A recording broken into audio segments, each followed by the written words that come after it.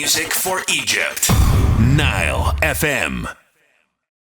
Hello, and thank you for tuning in. We're coming in live from New Giza for the MENA Golf Tour. It's wonderful here. It's lovely. It's sunny. We're broadcasting live from our mobile studio, and we have a very special guest with us right off the bat, a key figure in the tournament here. Yep, that's right. We are joined by Greg Sproule, one of the board members for the MENA Golf Tour. Hello, Greg. Welcome to the show. Hi, Nadine. Hi, Mickey. Hello. It's a pleasure having you here. And like Mickey just mentioned, the weather is amazing. And you were mentioning you're from Canada, so it's really chilly over there compared to here right now. And I just wanted to kind of get your, the vibe. How is the tournament going? What can the listeners look forward to that are listening and tuning in right now? Yeah, sure. Thanks for having me again. It's really great to be here, and it's great to be in Cairo and to be here for the beginning of our 4-event run during the Egypt Golf Series. So it's spectacular. New Giza Golf Club is incredible. Cairo and Egypt overall have been tremendously accommodating to not just ourselves from the tour's perspective, but also for all the players that are here from all around the world. Many of the best golfers in the world are here.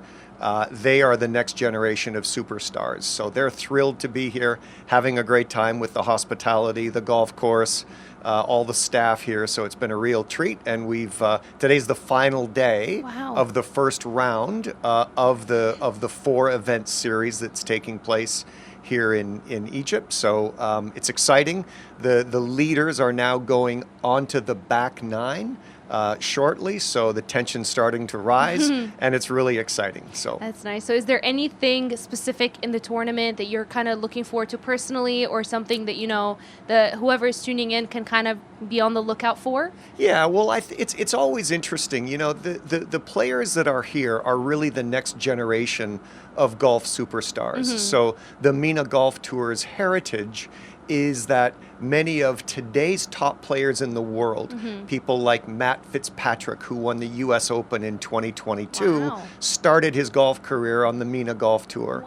Robert McIntyre from Scotland is a MENA Golf Tour previous winner. He's won on the PGA Tour in the United States, on the DP World Tour in Europe, and others. So it's exciting to have players that are the next generation of superstars here in Egypt, and that's exciting for us, and it's certainly exciting for them to come here and compete for $100,000 in total prize money this week. So it'll pay a few bills, right, for whoever wins in the next few hours. How has this tournament been different from other golf tournaments that you might have been involved in?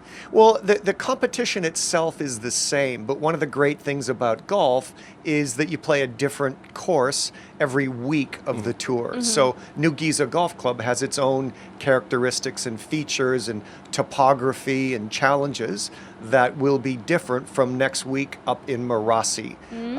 And so the golfers enjoy that challenge. Obviously, playing in a major international city like Cairo is exciting for them. So we celebrate the uniqueness which is in every city, and Cairo certainly has a lot of those things that the players enjoy, and others, the families and the caddies and others that are traveling with them, get a chance to experience. So it's that makes this golf tournament special, but it also makes the 4-tournament run that we are currently on in Egypt. We're just starting. This is the first of the 4.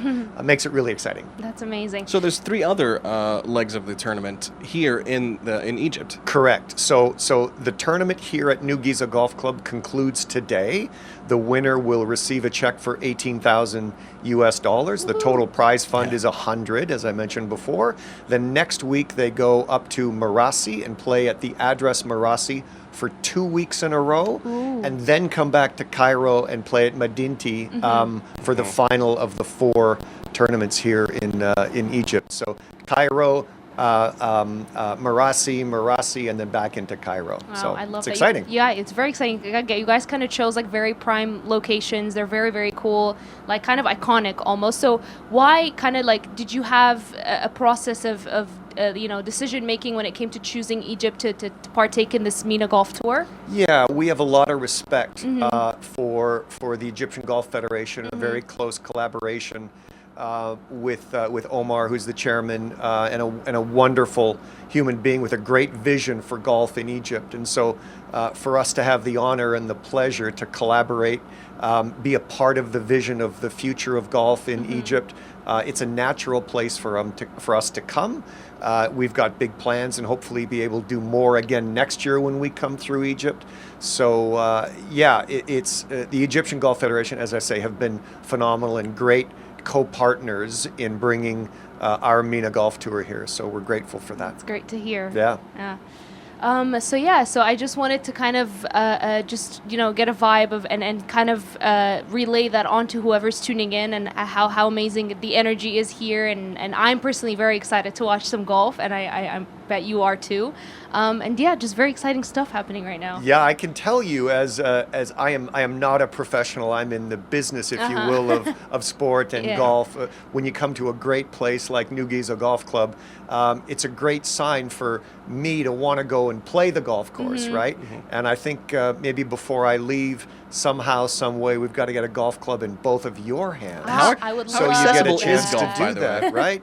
It's very accessible. It is For a normal non-golfer. Yeah, I mean, it's an interesting sport in many ways. One of the things that makes golf, a lot of things makes golf quite unique. First of all, versus so many other popular sports in the world today. We know the Australian Open is underway now.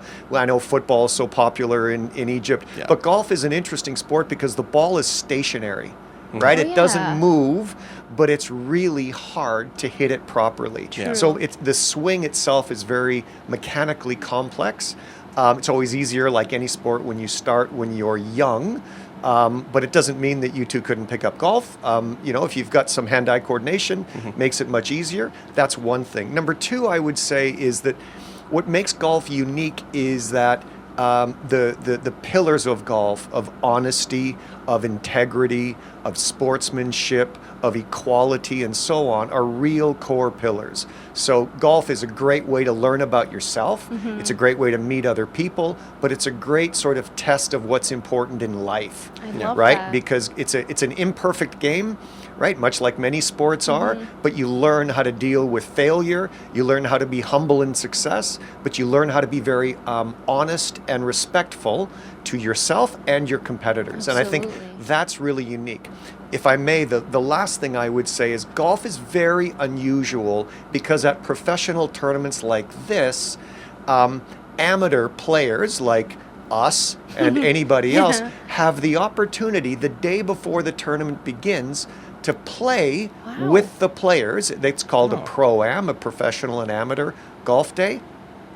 That's very unique in sport, right? You don't get a chance to play football with Messi. You don't play basketball with LeBron James. You don't play tennis with, Carlos Alcaraz and those guys, right? So golf allows that opportunity from a business point of view to be able to play with the best players in the world. And being close makes it a really great game for business.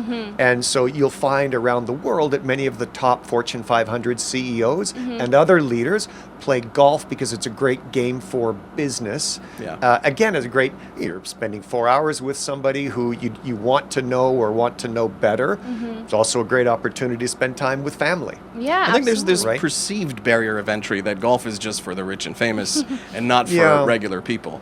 And Yeah. I think it's good to maybe shatter that perception. Yeah, no, it's a very good point. I can tell you that in other countries like the UK and in Australia and South Africa, Canada, certainly, the United States, golf can be very affordable, right? Oh. It's not about high-end country clubs. It's about public access golf courses where it's not that expensive.